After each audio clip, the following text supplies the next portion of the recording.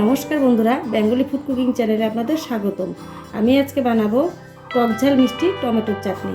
এই টকঝাল মিষ্টি টমেটোর চাটনি আমি কীভাবে বানাবো সেটাই আমি আপনাদের সাথে শেয়ার করব। ভিডিওটি শুরু থেকে শেষ পর্যন্ত দেখার অনুরোধ রইল।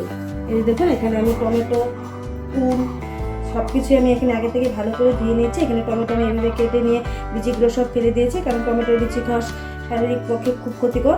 এখানে কিশমিশ নিয়ে নিয়েছি পরিমাণ মতো, কাজু নিয়ে নিয়েছি পরিমাণ মতো, আর এখানে নিয়েছি কুল। টমেটোর চাটনি আমি কীভাবে বানাবো সেটাই আমি আপনাদের সাথে শেয়ার করবো। তো চলুন আমি গ্যাসটা অন করে দিচ্ছি। তো দেখুন বন্ধুরা, গ্যাস অন করে দিয়েছি, কড়াই গরম হয়ে গেছে। এখন আমি দিয়ে দেব সাদা তেল পরিমাণ মতো।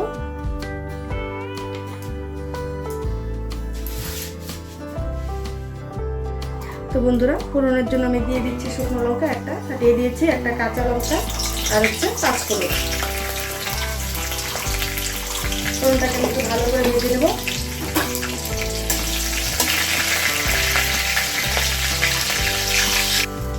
তো দেখুন বন্ধুরা, ফোড়ন ভাজা হয়ে গেছে, সুন্দর একটা ফ্লেভার বেরোচ্ছে। এখন আমি দিয়ে দেবো ধুয়ে রাখা টমেটো, কুল আর হচ্ছে কাজু কিশমিশ।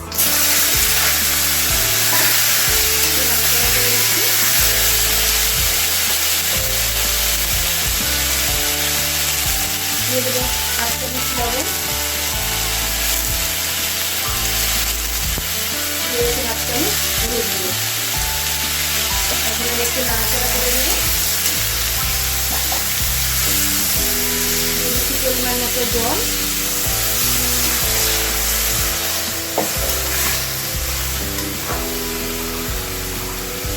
এখন আমি একটা পাত্র দিয়ে ঢেকে দেবো টমেটোটা সেদ্ধ হওয়ার জন্য। 5 মিনিট ঢেকে রাখবো এইভাবেই। তো বন্ধুরা, আমি যেভাবে টমেটোর চাটনি রান্না করছি, অবশ্যই আপনারা বাড়িতে এইভাবে টমেটোর চাটনি রান্না করে খাবেন, দেখবেন খুব ভালো লাগবে। ভালো লাগলে অবশ্যই একটা লাইক করবেন, শেয়ার করবেন আর সাবস্ক্রাইব করবেন। তো দেখুন বন্ধুরা, 5 মিনিট পর আমি ঢাকনাটা তুলে দেবো। টমেটো প্রায় সিদ্ধ হয়ে এসেছে। এখন আমি এটাকে খুন্তি দিয়ে একটু ভালো করে চেপলে দেবো।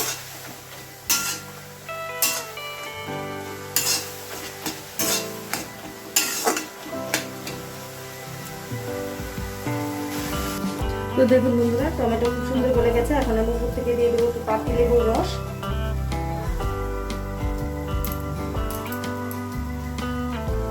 পাতিলেবুর রসটাকে আমি টমেটোর সাথে ভালো করে মিশিয়ে নিচ্ছি। ফ্লেভারের জন্য পাতিলেবুর রসটা দিয়েছি। এখন আমি দিয়ে দেবো গুড়, পরিমাণ মতো গুড় আমি দিয়ে দিচ্ছি। আপনারা চাইলে চিনিও ব্যবহার করতে পারেন। এখানে আমি এখন এই গুড়টা গলার জন্য আমি দিয়ে দিচ্ছি সামান্য পরিমাণ জল।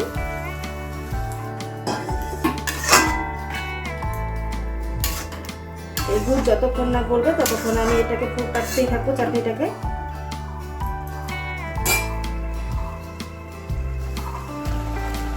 তো দেখুন বন্ধুরা, গুড় গলে গেছে। আমি জলটা একটু ভালো করে শুকিয়ে নিয়েছি। এখন আমি নামানোর আগে আমি দিয়ে দেবো একটু ভাজা মশলা। এই ভাজা মশলা আমি বানিয়েছি, আগে থেকে বানানো আছে বাড়িতে। একটু শুকনো লঙ্কা, জিরে, 5 ফোড়ন, মেথি সব আমি একসাথে ভেজে গুঁড়ো করে নিয়েছি। দিয়ে দিলাম 1 চামচ। দিয়ে আমি এখন ভালো করে চাটনির সাথে এই ভাজা মশলাটাকে মিশিয়ে নেব। মিশিয়ে নিয়ে একটা পাত্রে নামিয়ে নেব। তো বন্ধুরা, এইভাবে অবশ্যই বাড়িতে টমেটোর চাটনি বানিয়ে খাবেন, তবে খুব ভালো লাগবে। আর কেমন হয়েছে একটু কমেন্ট করে জানাবেন। এখন আমি একটা পাত্রে নামিয়ে নেব।